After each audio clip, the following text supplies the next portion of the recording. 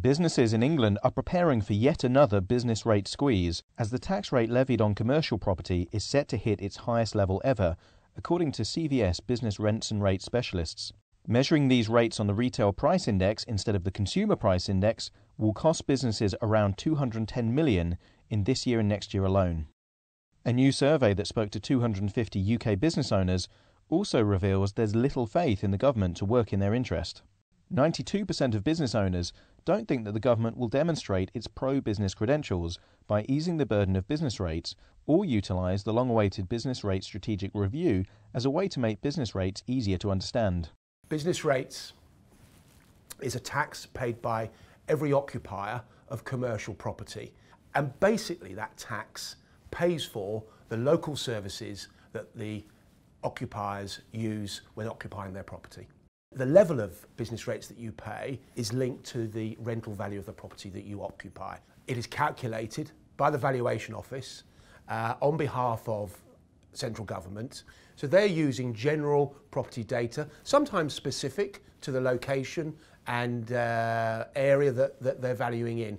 And if I use an example, it's a bit like Zoopla, and you try and value your home, your house or your flat, and you can get a general feel and apply some transactions that have recently taken place to your house or flat or whatever. But that's not necessarily going to be the valuation that's right for your property, because there will be differences from one property to the next. Business rates since 2010 have gone up by nearly 20%. That sounds like a lot, and it is a lot, simply because when you relate that to how much the economy has grown.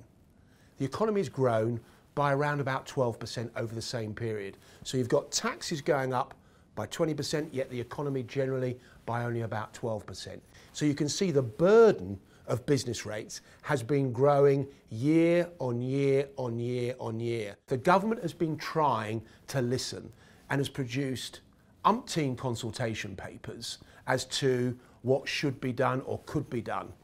However, we are no clearer. In fact, arguably, the position today is even worse for business rates for the next revaluation.